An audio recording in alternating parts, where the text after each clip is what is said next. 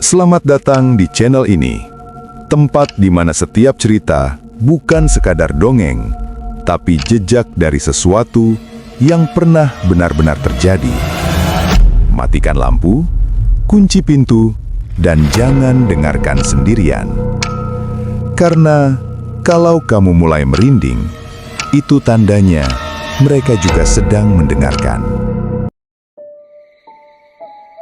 Aku kenal Ardi sejak SMA. Kami satu bangku selama hampir 3 tahun. Orangnya pendiam, jarang ikut bercanda, lebih sering duduk sambil memperhatikan sekitar. Kalau teman-teman lain ribut soal motor atau pacar, Ardi biasanya cuma senyum tipis. Tapi aku tahu satu hal tentang dia. Kalau Ardi sudah suka sama sesuatu, entah itu hobi atau orang, dia bisa sangat serius. Terlalu serius malah. Seolah dunia lain tidak ada. Dan semua masalah ini bermula sejak Ardi jatuh cinta pada Sinta. Sinta itu gadis desa sebelah. Desanya berbatasan langsung dengan desa kami. Cuma dipisahkan kebun dan sungai kecil. Wajahnya sebenarnya biasa saja, tidak yang cantik menyolok. Tapi cara bicaranya lembut, sopan, dan selalu menunduk kalau berbicara dengan orang lain. Banyak pemuda yang suka, tapi Sinta selalu jaga jarak. Tidak pernah terlihat dekat dengan siapapun, termasuk ke Ardi. Ardi pertama kali cerita soal Sinta ke aku itu setahun lalu. Katanya dia bertemu Sinta waktu bantu ibunya jual sayur di pasar. Sejak saat itu, Ardi seperti punya tujuan hidup baru. Dia jadi rajin bangun pagi, rajin kerja, bahkan mulai memperhatikan penampilan, hal yang tidak pernah dia lakukan sebelumnya. Ardi sering curhat ke aku. Katanya dia sudah berusaha sebaik mungkin, antar jemput Sinta kalau pulang dari pasar, bantu orang tua Sinta di sawah tanpa diminta, sampai rela lembur di bengkel tempat dia kerja cuma demi beli hadiah kecil. Cuma jilbab, tas sederhana, atau sekedar makanan ringan. Tapi tetap saja, semua itu tidak mengubah apapun. Sinta akhirnya bicara jujur. Penolakannya halus, sopan, tidak menyakiti. Katanya dia belum ingin menjalin hubungan dengan siapapun. Katanya Ardi orang baik, tapi bukan orang yang dia tunggu. Kalimat sederhana itu menghancurkan Ardi pelan-pelan. Dia tidak marah, tidak mengamuk. Justru setelah itu, Ardi jadi sangat tenang. Terlalu tenang sampai membuat orang lain merasa tidak nyaman. Sejak hari penolakan itu, Ardi mulai berubah. Dia jarang keluar rumah. Bengkel tempat dia kerja sering ditinggal. Kalaupun keluar, jalannya menunduk. Saat berpapasan denganku, matanya cekung, wajahnya pucat seperti orang kurang tidur berminggu-minggu. Yang bikin aku paling ngeri, bibirnya sering bergerak sendiri, komat kamit, seperti sedang menghafal sesuatu. Kadang dia berhenti mendadak, menatap kosong ke satu arah, lalu tersenyum kecil tanpa alasan. Aku pernah tanya, dia cuma jawab pelan, "Sebentar lagi beres." Aku tidak mengerti maksudnya apa. Suatu malam sekitar jam 2, aku terbangun karena suara langkah di depan rumah. Bukan langkah biasa, seperti orang berjalan cepat, tapi kakinya diseret. Awalnya aku kira maling. Aku mengintip lewat celah jendela. Di bawah lampu jalan yang redup, aku melihat Ardi. Tubuhnya telanjang dada. Rambutnya basah, entah oleh keringat atau air. Di tangannya dia membawa kain batik coklat yang sudah kusam. Wajahnya tegang, matanya melotot, seperti orang yang sedang dikejar sesuatu. Dia berjalan cepat ke arah kebun pisang di ujung desa, tempat yang jarang dilewati orang malam-malam.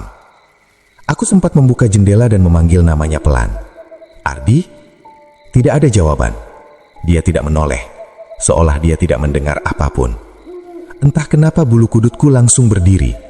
Ada perasaan tidak enak yang sangat kuat, tapi kakiku seperti terpaku. Aku tidak berani mengikuti. Aku hanya menutup jendela dan berusaha tidur lagi, meski jantungku berdebar sampai pagi. Keesokan paginya, desa kami geger. Orang-orang berkumpul di kebun pisang itu. Aku ikut mendekat. Pohon pisang paling besar di tengah kebun rusak parah. Gedebongnya sobek, penuh bekas seperti dicengkram kuat-kuat. Beberapa pelepah patah. Tanah di sekitarnya menghitam, lembek, dan bau amis bercampur tanah basah menusuk hidung. Beberapa orang tua langsung saling pandang. Wajah mereka tegang. Tidak ada yang berani bicara keras-keras. dan Ardi tidak terlihat seharian. Ibunya mondar-mandir, wajahnya panik. Rumah Ardi sepi, motornya ada, sandalnya ada, tapi orangnya tidak ada. Hingga sore menjelang maghrib, Ardi akhirnya muncul dari ujung jalan. Jalannya pincang, seperti kakinya baru saja menahan beban berat.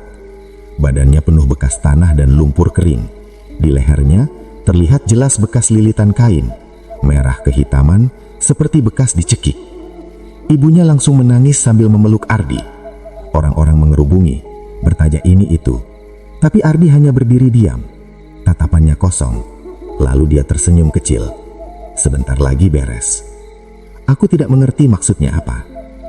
Malam itu suasana desa terasa aneh. Udara berat, angin jarang bergerak, anjing-anjing tidak menggonggong seperti biasanya. Sekitar tengah malam, aku terbangun lagi. Kali ini bukan karena langkah kaki, tapi karena jeritan. Suara jeritan perempuan dari arah rumah Ardi. Panjang, melengking, seperti orang menahan sakit luar biasa. Aku langsung keluar rumah. Beberapa tetangga juga keluar dengan wajah panik. Kami berlari ke arah rumah Ardi. Tapi saat sampai di sana, rumahnya sepi. Lampu mati, pintu terkunci dari dalam. Tidak ada suara apapun, seolah jeritan tadi hanya khayalan. Namun saat aku mendekat ke pintu, ada sesuatu yang membuat perutku mual. Dari sela pintu, tercium bau kemanyan yang sangat pekat, bercampur getah pisang yang menyengat. Bau yang sama seperti di kebun tadi pagi. Seorang tetua desa berdiri di belakang kami. Suaranya gemetar saat berkata, "Kalau sudah begini, biasanya bukan urusan manusia lagi." Dan entah kenapa, saat itu aku yakin, ini baru permulaan. Sejak malam itu, kejadian aneh makin sering terjadi. Seolah ada sesuatu yang sudah terlanjur dilepas dan sekarang berkeliaran tanpa bisa dihentikan. Desa kami yang biasanya tenang perlahan berubah terasa berat. Orang-orang jadi cepat emosi, mudah lelah dan sering terbangun tengah malam tanpa alasan jelas. Udara pun sering terasa pengap, walau angin malam berhembus cukup kencang. Kabar pertama yang membuatku benar-benar yakin semuanya tidak beres datang dari rumah Sinta. Sinta jatuh sakit. Awalnya hanya demam biasa, kata ibunya. Panas dingin, badan lemas, tidak nafsu makan. Tapi setelah 2 hari, kondisinya semakin aneh. Matanya sering kosong, menatap langit-langit kamar sambil menggenggam selimut erat-erat. Kalau diajak bicara, jawabannya melantur. Aku sempat menjenguk bersama beberapa warga. Wajah Sinta pucat, bibirnya kering. Saat aku duduk di sampingnya, dia tiba-tiba menggenggam lenganku kuat sekali. Tenaganya tidak seperti orang sakit. Dengan suara lirih dan gemetar, dia bercerita. Katanya setiap kali tertidur, dia selalu bermimpi ada lelaki memeluknya dari belakang. Bukan pelukan hangat, tubuh itu dingin, lengannya keras, seperti batang pohon yang basah. Nafasnya bau tanah. Pelukan itu semakin kuat setiap malam, sampai Sinta sulit bernafas meski sudah terbangun. Di mimpi itu, selalu ada bisikan yang sama, suara pelan, berat, tepat di dekat telinganya. Kalau kamu gak mau hidup sama aku, kamu ikut aku mati. Setiap kali selesai berkata begitu, pelukan itu makin mengencang. Sinta sering terbangun sambil teriak, menangis, dan merasa lehernya sakit seperti habis dicekik. Di waktu yang sama, perubahan Ardi semakin jelas dan semakin menakutkan. Tubuhnya semakin kurus, tulang pipinya menonjol, kulitnya kusam. Tapi anehnya, tenaganya justru semakin kuat. Aku pernah melihat sendiri dia mengangkat motor yang mogok sendirian, sesuatu yang dulu jelas tidak mungkin dia lakukan. Matanya sering merah, seperti kurang tidur, tapi tatapannya kosong, tidak fokus kemanapun. Kalau diajak bicara, jawabannya pendek-pendek, kadang tidak nyambung. Orang-orang mulai berbisik. Beberapa menyebut nama dukun dari desa jauh. Ada yang bilang Ardi pasti sudah nitip sesuatu, tapi tidak ada yang berani bicara langsung. Sampai suatu malam Jumat Kliwon, aku memutuskan mengikuti Ardi. Entah keberanian dari mana, tapi malam itu aku merasa harus tahu. Sekitar jam 1 dini hari, aku melihat Ardi keluar rumah. Masih telanjang dada, langkahnya cepat dan mantap. Aku mengikuti dari jarak cukup jauh, bersembunyi di balik bayangan rumah dan pohon. Ardi berjalan lurus ke kebun pisang. Malam itu kebun terasa berbeda. Kabut turun tebal, lebih tebal dari biasanya. Suara serangga hilang, tidak ada jangkrik, tidak ada kodok, hanya suara langkah Ardi dan detak jantungku sendiri. Di tengah kebun, aku melihat satu pohon pisang berdiri mencolok. Gedebongnya dibungkus kain batik coklat yang sama seperti yang kulihat sebelumnya. Di bawahnya ada beberapa lilin menyala, bunga yang sudah layu, dan semangkuk air keruh yang permukaannya tidak tenang, seperti terus bergetar meski tidak ada angin. Ardi berdiri di depan pohon itu cukup lama. Bahunya naik turun, lalu perlahan dia memeluk gedebong pisang itu. Erat, sangat erat, seolah takut kehilangan. Kepalanya ditempelkan ke batang pisang, dan aku bisa mendengar dia menangis. Tapi di sela tangis itu, ada tawa kecil yang membuat bulu kuduku berdiri. Tangis dan tawa itu bercampur, terdengar tidak manusiawi. Kabut di sekitar kebun tiba-tiba bergerak. Dari balik kabut itu, muncul sosok perempuan. Rambutnya panjang, menutupi sebagian wajah. Gaunnya seperti gaun rumah yang sering dipakai Sinta. Wajahnya sangat mirip Sinta, tapi matanya hitam seluruhnya, tanpa putih mata. Mulutnya terbuka lebar, tapi tidak ada suara yang keluar, seolah sedang menjerit dalam diam. Kakiku gemetar hebat. Aku ingin lari, tapi tubuhku tidak mau bergerak. Sosok itu melangkah mendekati Ardi. Perlahan, setiap langkahnya membuat udara semakin dingin. Saat jaraknya tinggal 1 lengan, sosok itu berhenti, lalu seperti ditarik masuk ke tubuh Ardi. Tubuh Ardi langsung kejang-kejang.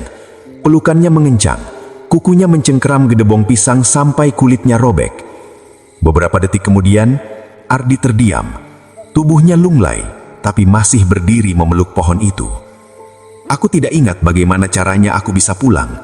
Yang jelas, aku tiba di rumah dalam keadaan gemetar dan muntah. Bau tanah dan getah pisang seperti masih menempel di hidungku. Keesokan harinya, desa kami kembali geger. Sinta ditemukan meninggal di kamarnya. Wajahnya pucat, bibirnya membiru, matanya terbuka setengah. Di lehernya ada bekas tekanan jelas, seperti dipeluk terlalu kuat oleh sesuatu yang tidak mau melepaskan. Tidak ada tanda perlawanan, tidak ada luka lain. Ibunya pingsan di samping jenazah.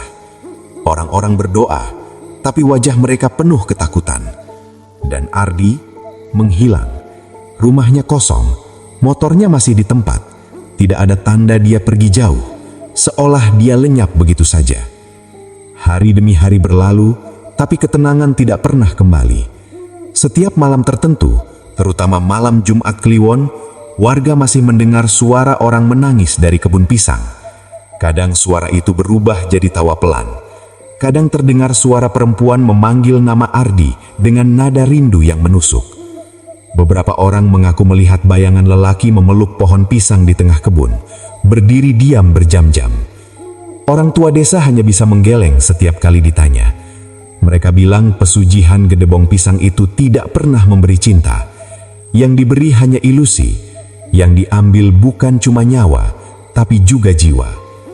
Dan yang tersisa hanyalah kesepian abadi yang tidak pernah benar-benar mati.